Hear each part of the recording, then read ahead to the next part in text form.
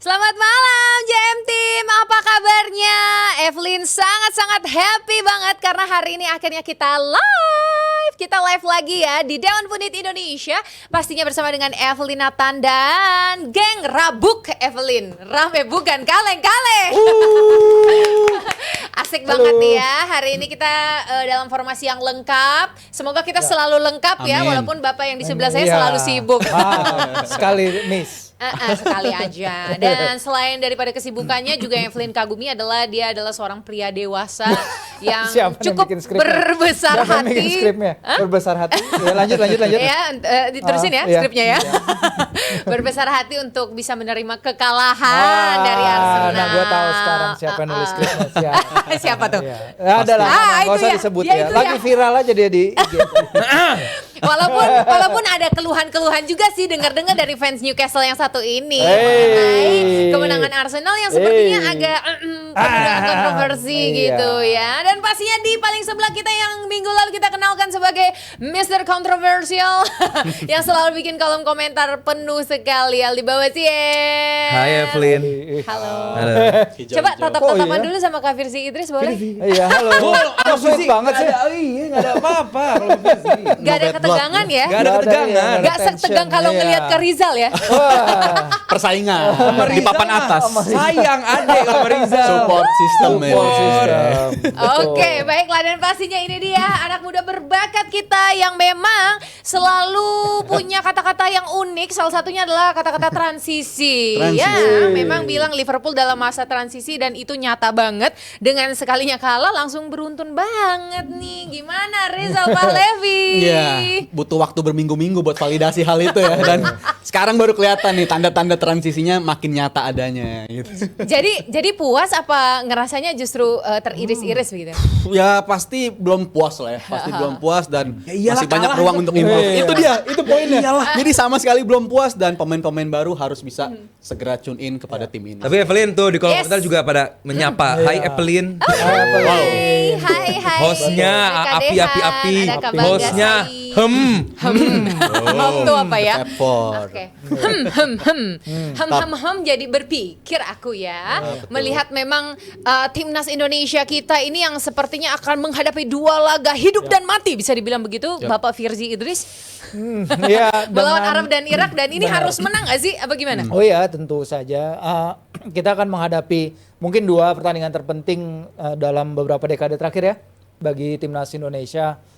Tapi ya untuk timnas Indonesia memang nggak selamanya berjalan mulus karena memang kita tahu ya cedera Emil Audero kemarin menjelang laga lawan Como itu dia cedera pas pemanasan. Kalau menurut Calcio Cremonese itu cederanya otot flexor ya. Katanya strain doang, tapi strain doang itu mungkin akan memakan waktu 2 minggu sampai 3 minggu, bisa tergantung dari ini ya. Mereka berapa lama scan-nya Pindayan. Tapi menurut gue ini adalah suatu kehilangan yang sangat besar karena di saat bersamaan Martin Paes sudah tidak main, dia sudah tidak main dari absennya bulan Juli. Iya, dia hamstring dari bulan Juli akhir, dia absen 7 pertandingan terakhir bagi FC Dallas. Dan ya ada aja ujian gitu. Kalau pertama kita kehilangan Ole di lini depan, tapi Ole bisa akhirnya dibawa walaupun kita nggak tahu kebugaran dia seperti apa ya. Dia baru latihan ringan, dia baru latihan dengan bola awal minggu ini. Sebelumnya dia absen sejak awal pramusim banget nih ketika dia cedera melawan Arema, sehingga waktu recovery-nya ya kita lihat cukup panjang dan ya semoga timnas bisa menemukan solusi terutama apalagi bagi sektor kiper ya. Iya betul. Nah itu yang justru Evelyn pingin bahas lebih mendetail nih, karena sebelum kita maju-maju ke lini depan kita ke belakang dulu nih. Kipernya ini kalaupun bukan dari Audero gitu, misalnya Martin Paes, ini kan udah lama banget nih absen. Apakah itu akan ngaruh ke performanya dia?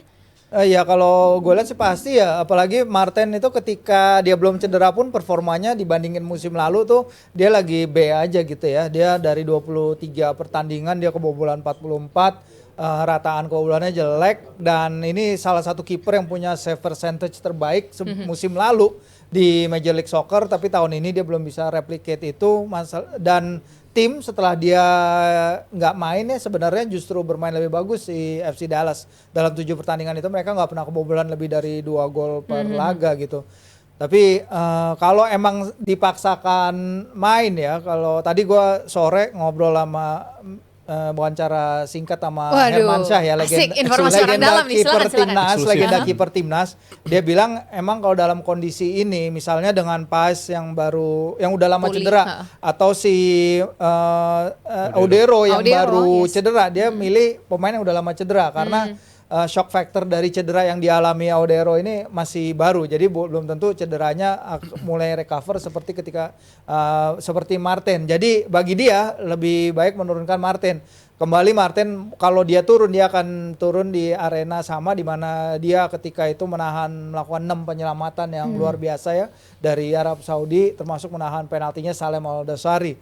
Jadi ini adalah masukan dari dia. Kalau tidak, ya antara Hernando atau Nadeo, tapi kalau Coach Hermansyah bilang Pais Hernando. tetap. Oh, Hernando. Kalau misalnya Pais itu ternyata dalam laporan report menuju pertandingan, karena timnasnya berkumpulnya akan sangat Mepet. sebentar ya, mepet ya. Evelyn, karena para pemain diaspora itu akan datang dari tanggal 3 sampai tanggal 6.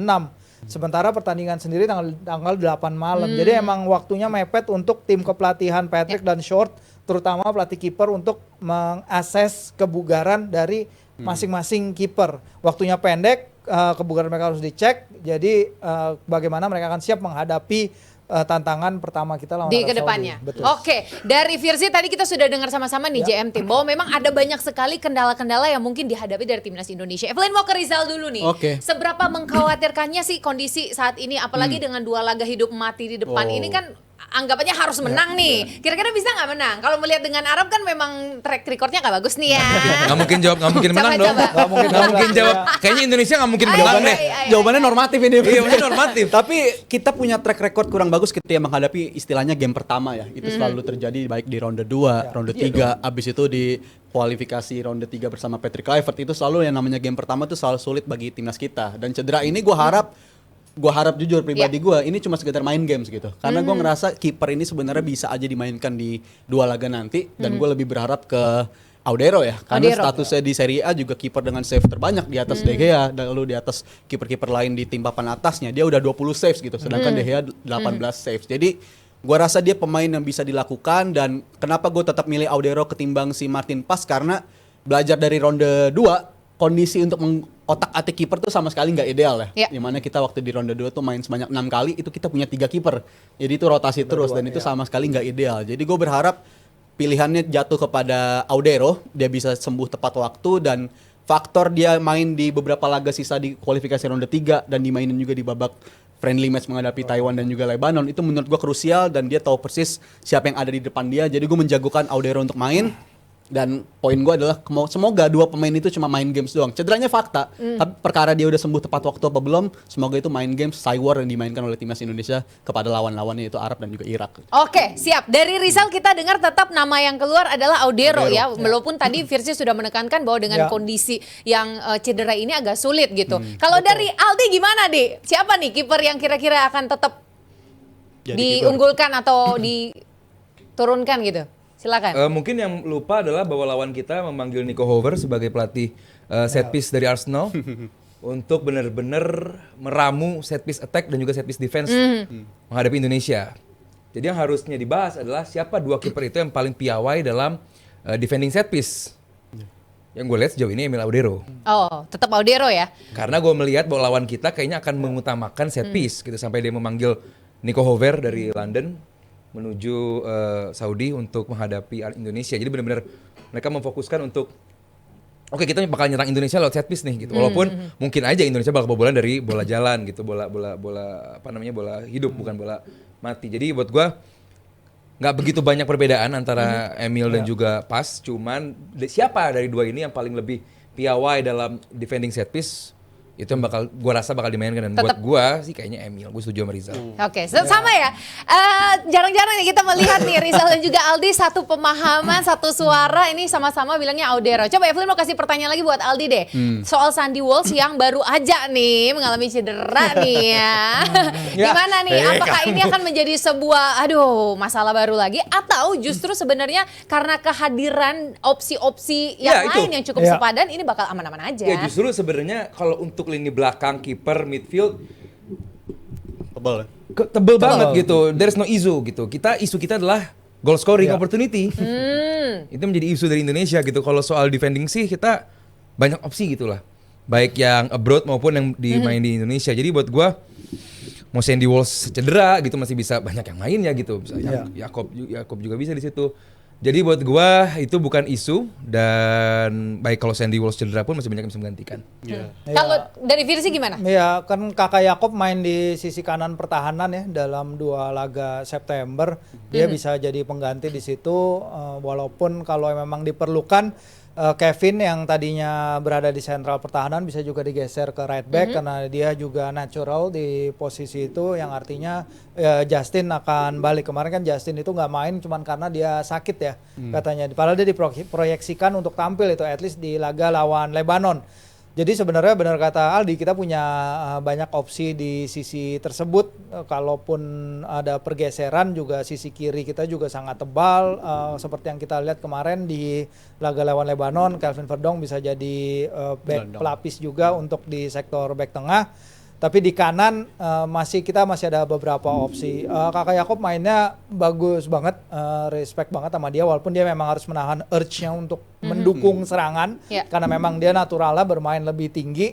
Cuman kalau emang dia diperlukan bermain lebih bertahan sejauh ini kita lihat dia bisa melakukannya. Tapi kalau misalnya mau lebih menambah ketinggian gitu di lini belakang, Kevin bisa bermain di kanan terus kemudian Justin bermain di tengah atau Jordi Amat kalau kita bermain melihat beberapa pertandingan terakhir.